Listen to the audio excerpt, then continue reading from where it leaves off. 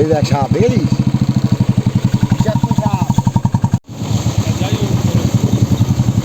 আস্তে আস্তে সবাই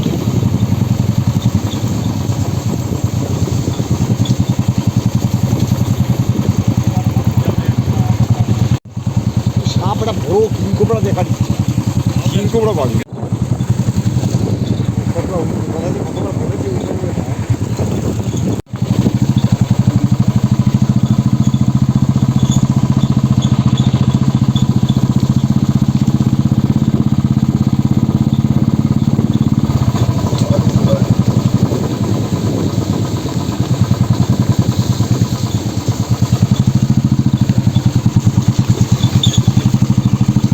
এখন আমরা ধারাগিরি ফলস থেকে ফিরছি। তো রাস্তাটা পুরো বর্ষার জন্য পুরো রাস্তাটা একটু খারাপ হয়ে গেছে।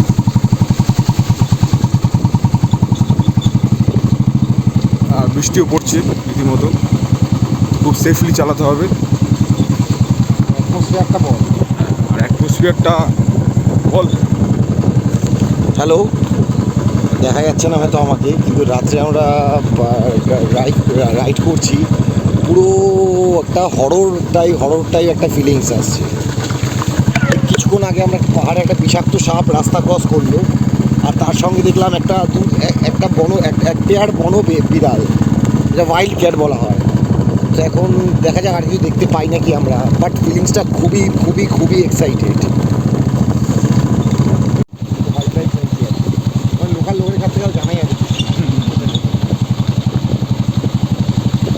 কালকে পুরো দিনটাই অনেক ইয়ে করবো, এক্সপ্লোর করবো, পায়ে হেঁটে হোক। রাত্রেবেলা, হ্যাঁ, পায়ে হেঁটে রাত্রেবেলা।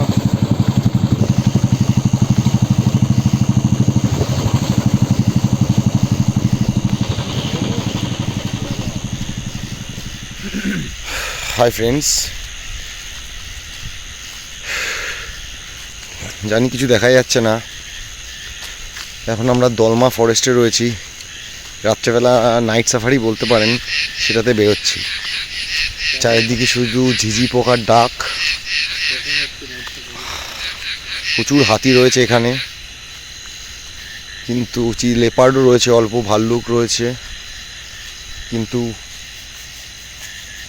কিছু সেরকম দেখতে পারিনি এখন। চারিদিকটা পুরো অন্ধকার, ফিলিংটা একটু অন্যরকম হচ্ছে। রয়েছি আমরা 3-4 জন একসাথে, টর্চ নিয়ে বেরিয়েছি। বৃষ্টির রাত,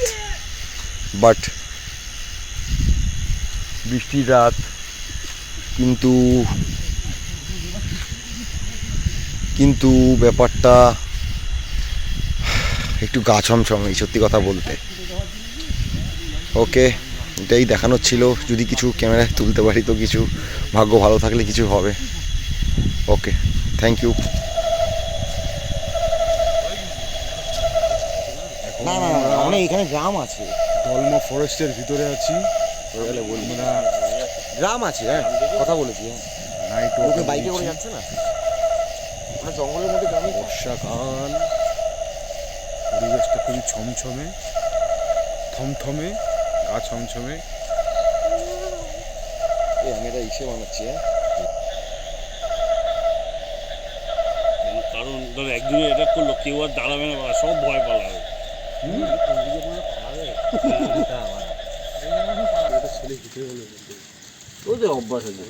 সামনে একটা কি দেখা যাচ্ছে, কি রে? রাতে বেলা সাপ বেশি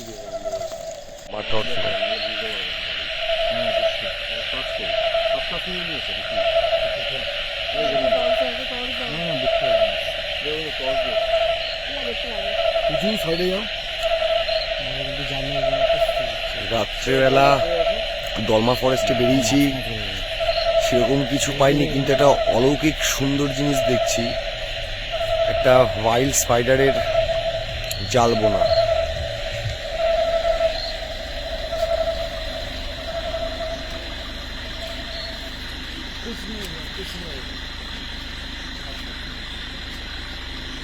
এটাই দেখানোর ছিল।